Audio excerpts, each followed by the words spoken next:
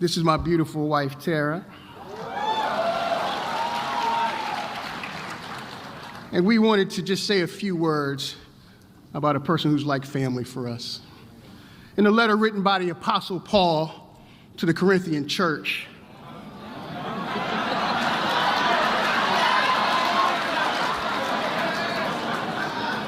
First Corinthians 15:10 notes the power of God's grace. But by the grace of God, I am what I am. And his grace, which was bestowed upon me, was not in vain. Yet, though I labored more abundantly than they all, this is my favorite part, yet not I, but God's grace. I've known Joe Biden for 30 years. I know his story. I know his accomplishments. I know his heart. But before this summer, what I did not know was his deep understanding of the power of God's grace. You see, most of us recognize grace as a simple display of self-sacrifice, a humble nod to an adoring admirer, a gesture of kindness to a stranger. We recognize grace as benevolence given freely. And if you look at Joe Biden's personal story, at the work of his public life, you'll recognize countless examples of grace. He does not demur in the face of adversity, has never believed that anyone is beneath him or beyond his capacity for listening, for learning, and for love. But he's not just an example of God's grace to others. Joe Biden is the quintessential example of what God's grace has done in his own life. Can I get an amen? Amen. His life is marked by the fateful uplift of people, regardless of where they come from, what they look like, or who they love. His is a life that reflects his service to the Black community, in particular, our historically Black colleges and universities. Isn't it ironic to be in Pennsylvania where the first two HBCUs started, and all of us have been serving for more than 187 years? That's why when I knew he and Vice President Harris took office, they would turn to HBCUs and together demonstrate the power of God's grace for a people and a set of institutions whose time has come. Everyone in this room understands that HBCUs have always outperformed other institutions by doing more with less. But President Biden knows less is no longer acceptable. Everyone in this room understands that if you did not have HBCUs in communities throughout this country, they would have to emerge for our country to survive. And everyone in this room should understand that no other administration in the history of the Republic, let me say that again, no other administration in the history of the Republic has done more for historically Black colleges and universities than that of President Joe Biden. You might not know this, but he started his first Senate campaign on the hallowed grounds of Delaware State University in 1972, and is leaving with an unmatched presidency and historic investment in HBCUs. But perhaps even more important is Biden's administration and the record number of senior administrative executives from HBCUs, more than any other president in American history. And if you would allow me to be so bold, that includes the person I believe that will be the next President of the United States.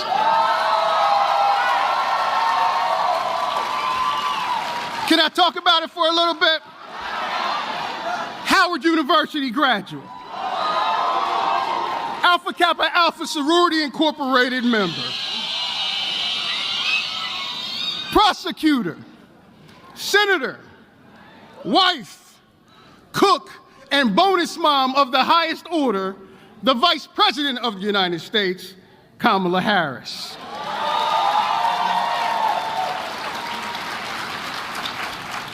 But let me be clear on this one point, and some of these students might know this. Joe Biden's been standing on business throughout his career. Standing on big business. And let me tell you how that standing on business has changed the face of American politics. Brothers and sisters, you might be reminded when President Obama needed a running mate who reflected his values and could show up in every moment that mattered, he chose Joe Biden. Twice. When the great Jim Clyburn, a distinguished alum of South Carolina State University,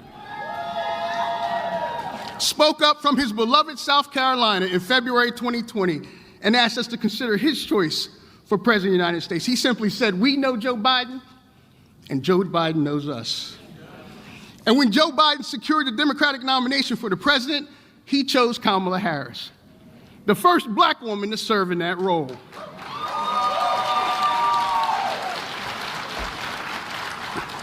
But check this out.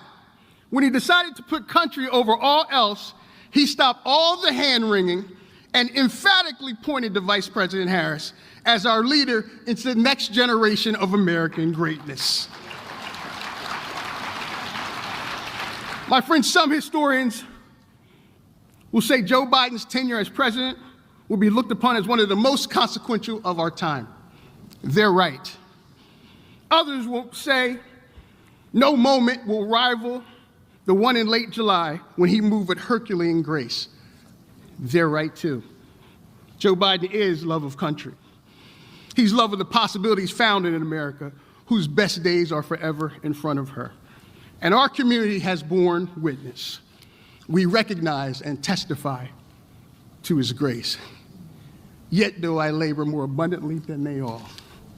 Yet not I, but God's grace. Ladies and gentlemen, brothers and sisters, my fellow Americans, the 46th President of these United States, Joseph R. Biden.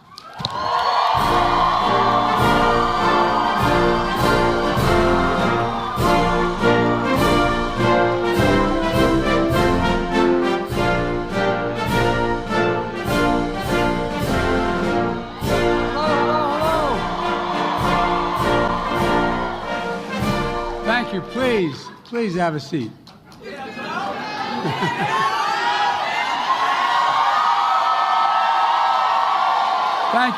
Thank you. Now look, I love Kamala.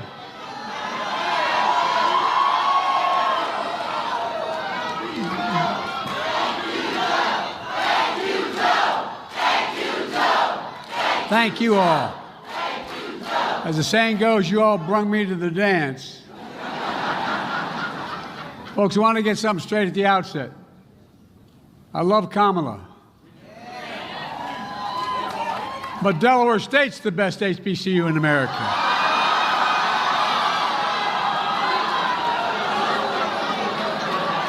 They're the ones that, you think I'm kidding. I was a 29-year-old kid, and they embraced me. They embraced me like you can't imagine. And we won the second youngest person in American history because of HBCU called Delaware State. And by the way, I hired a young man from Delaware State named Tony Allen. Came to work for me. While there, I encouraged him to continue to extend his degree. He got his doctorate and left. He became president himself. I don't know how the hell that happened so quick. But Tony, thank you, man. I've been introduced countless times, but never quite like that. And I mean it, Tony, from the bottom of my heart. I'm deeply moved. By God's grace, we're true friends, and Delaware State will always have a special place in my heart, for real. And to the presidents and administrators of our 101 historic black colleges and universities, it's an honor to celebrate, and I mean celebrate, HBCU Week with you.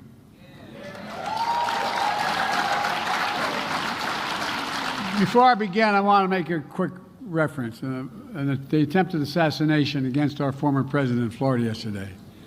I commend the Secret Service for the expert handling of the situation, and the former president is protected from harm, and the subject is in custody. An acting head of the Secret Service is in Florida today assessing what happened and determining whether any further adjustments need to be made to ensure the safety of our former president. And let me just say, there is no, and I mean this from the bottom of my heart, those of you who know me, many of you do, No place in political violence for political violence in America. None. Zero. Never. I've always condemned political violence. I always will in America. In America, we resolve our differences peacefully at the ballot box, not at the end of a gun. America suffered too many times the tragedy of an assassin's bullet. It solves nothing and just tears the country apart. We must do everything we can to prevent it and never give it any oxygen. Folks, now to today's event. It's an honor to recognize HBCU excellence in our nation. I see excellence in it every single day. I see this weekend the Congressional Black Caucus Foundation. I tell you what, the Foundation Gala, only about 3,500 people there. And I was happy, and I've been wanting to do this to celebrate the first ever White House brunch to celebrate Black excellence. Black excellence. Which many of you and your alumni attended. It's about time to point out what's already been done. I'm proud to have the most diverse administration in history. It taps into the full, I mean it. I made a commitment my administration is going to look like America. It taps into the full talents of our nation, including graduates of HBCUs like our amazing Vice President is. Folks, together Kamala and I know that an education makes a person free. HBCU's education makes you fearless as well. It matters. I mean it. More than 180 years, born under the shadow of slavery and Jim Crow, HBCUs have instilled a sense of purpose and freedom, a commitment to make a difference for all their students, to lift up not just yourselves but others along the way. Institution grounded in the belief that every American of every race and every background, every zip code, and you know me, I mean this, should have a fair and equal chance to go as far as their God-given talents can take them. That's who we are. That's what we stand for. But as I've said before, we face an inflection point in history. It comes along every 6 or 7 generations.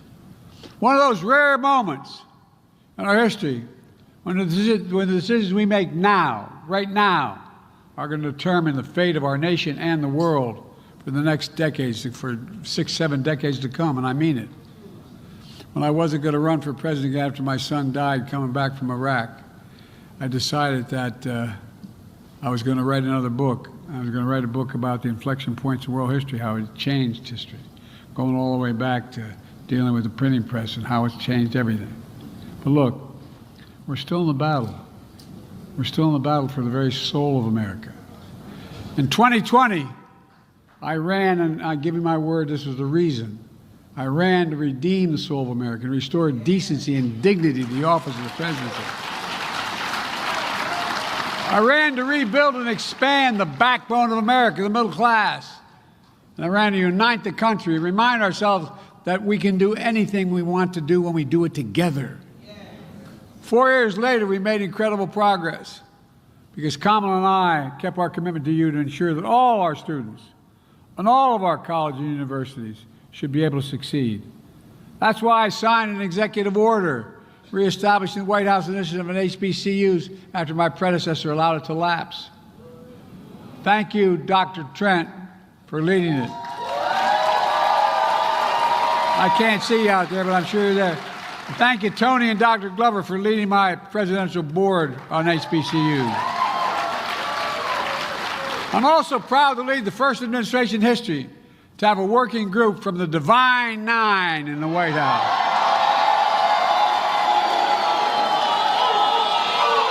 Oh, I got it, man. I mean, maybe a white boy, but I ain't stupid. I figured out real quick. And by the way, it's an official group in the White House. Together, we got to work right away with our signature investment in addressing one of the most pressing issues for HBCUs. We all know, and I mean this sincerely, that HBCU students are just as capable as any other students.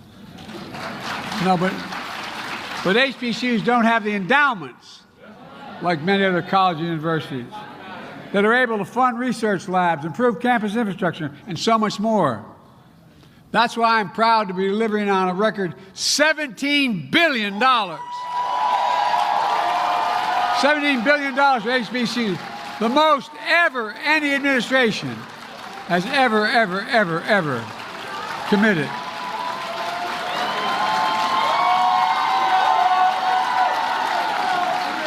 Stay where you were. We've already distributed well over $1 billion. Folks, look, I want to make something clear at the outset. If you notice, the spending we've done, I have to hold back there, the spending we've done has not fundamentally increased the deficit like the other guy did. No, seriously. It grows the economy. The more educated, how can we lead the world without being the most educated nation in the world? How can we lead the world without reaching out to the young people of this country to improve their capacity? You know, it's helped everything from HBCUs to do everything from providing financial aid via Pell Grants to building new housing and research labs, to prepare black students for jobs and industries of the future in high demand fields like cybersecurity, engineering, biochemistry, healthcare, and so much more. But that's not all. Together, we spearheaded one of the most equitable economic recoveries in history. How, as I said, how can we be the strongest economy in the world and lead the world without the best education system, without taps into the talents of every student, every student. In fact, my Council on Economic Advisors issued a report this spring on the economic power of HBCUs. Here's what they found. They found HBCUs are engines of economic mobility in our country, raising the standard of living for everybody, for real. Despite representing only 3% of the colleges and universities in America, HBCUs are responsible for 40% of all black engineers, 50% of all black teachers, 70% of all doctors and dentists, and 80% of all black judges, and I'm increasing that number too.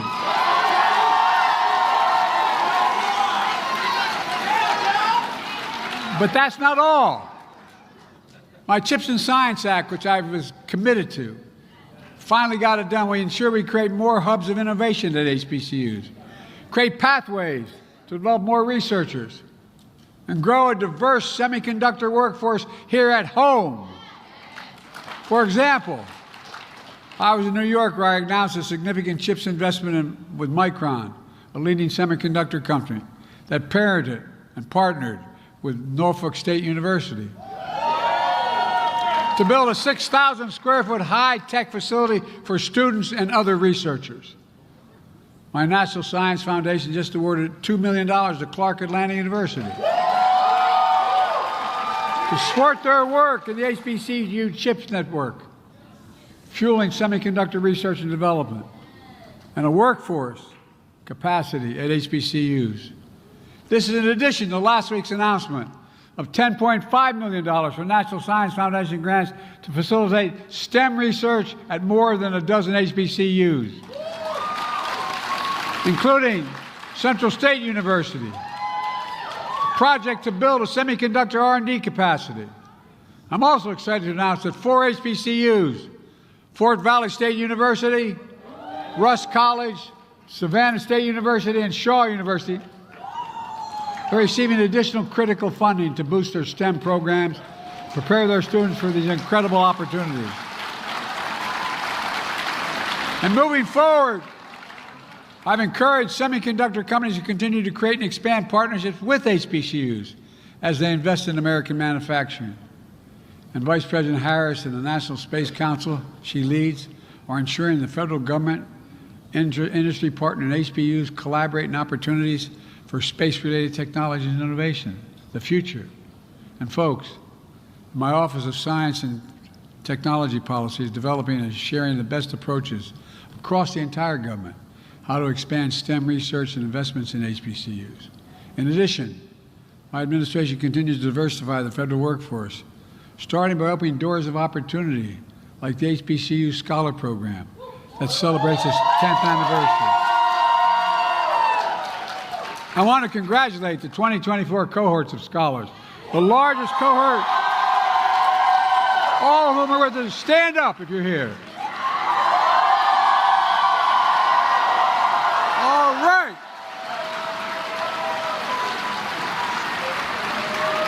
If I'm still around when one of you are president, make sure you don't say who Joe who, okay? We also know that black studies show black students who have black teachers are significantly more likely to graduate from high school and enroll. We've known this for a long time, enroll in college. That's why my Department of Education has provided $450 million to ensure the teachers in our schools reflect diversity in our community. These small things matter a lot. For example, this funding has gone toward the Augustus F. Hawkins program, which is preparing the next generation of teachers at HBCUs. We're the first administration to secure funding for this program, providing almost $40 million to date. And today, I'm proud to announce 4 more HBCUs: Grambling State University, Morehouse College. Oh, I'm so tired of hearing about Morehouse, man. I did the commencement at Morehouse. One grad came up to me, Mr. President, you're not a Morehouse man. The closest I get was doing the commencement. North Carolina Central University and Prairie View A&M University. They're being awarded new grants to increase teacher diversity. But we know that while a college degree is still a ticket to the middle class, that ticket is becoming too expensive. That's why we've increased the maximum Pell Grant by $900 a year, the largest increase in a decade. It matters because HBCUs have twice the percentage of Pell Grant students as non-HBCUs. And my administration also relieved the debt of 5 million Americans, including a significant number of black borrowers. That means you can now start a business, you can buy a home, save for your children's school, give back to your community, and it grows the economy for everybody. It's not the cost, it grows the economy. There's so much more we're doing to help more HBCU students walk into a life of generational wealth and to be providers for their families, leaders of the communities, dreamers and doers of the nation. In fact, in just 4 years, working with HBCU leaders, we're making the most significant investment in Black America ever in American history. But look, we have to be honest about the forces we face. We gather together in a year when we commemorate 2 of our nation's most historic achievements. The 70th anniversary of Brown versus the Board of Education that segregated our public schools. It laid the groundwork for the Civil Rights Act of 1964 and outlawed discrimination in employment and public places, in which we've just observed its 60th anniversary. Instrumental in both achievements was Thurgood Marshall, an alum of Lincoln University and Howard Law School. By the way, Lincoln's closer to Wilmington than it is to Philly. I've been there many times. And generations of HBCU educators and students who came before. It opens the doors of hope and opportunity for a generation of Black Americans and for the entire United States of America. It really does.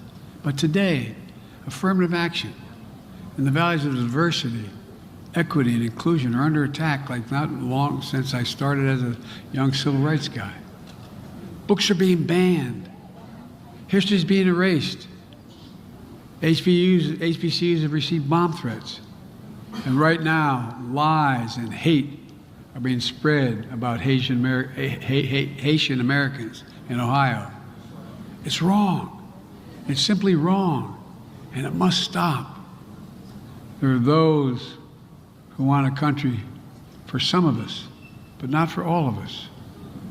But I've always believed that the promise of America, and I mean it sincerely, is big enough for everyone to succeed. No, I really mean it, everyone. And there's been no more important voice for that truth than the Black community in our HBCUs.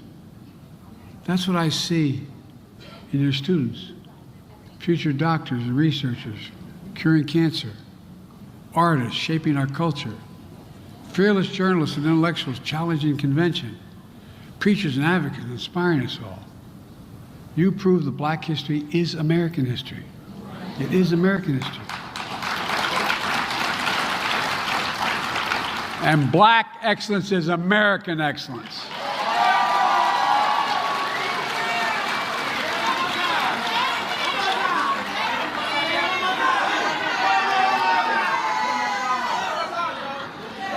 Well, let me tell you something. If I show up on your campus, you better be nice to me. Look, let me close with this. Mary McLeod Bethune was the highest-ranking Black woman in Franklin Delano Roosevelt's administration. A pioneering educator, activist. She founded the proud HBCU Bethune-Cookman University. Here's what she said. She said, "The freedom gates are half ajar. We must pry them fully open." That's what I'm trying to do. Pry them fully open. For over 180 years, HBCUs have been prying open freedom's gates. For the past 4 years, Kamala and I, with the help of all you and great leaders out there in the city that I serve with in the Congress and the Senate, are pushing right alongside them. And God willing, as HBCU graduate, the future President of the United States is going to soon be sitting behind the Resolute desk, pushing the gates of freedom open once and for all.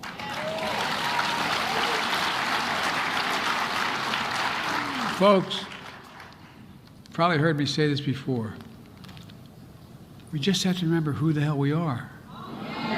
No, I mean it. We're the United States of America.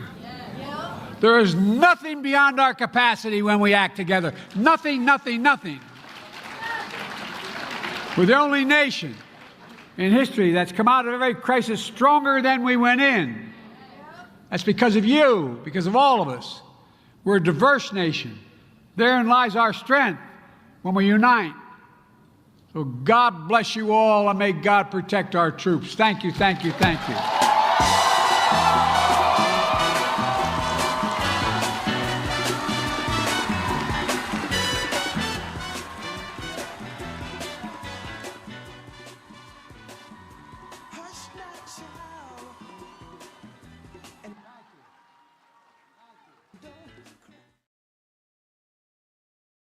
I'd walk out of my grandfather fitting his home up in Scranton, Pennsylvania. He'd yell, "Joey, keep the faith."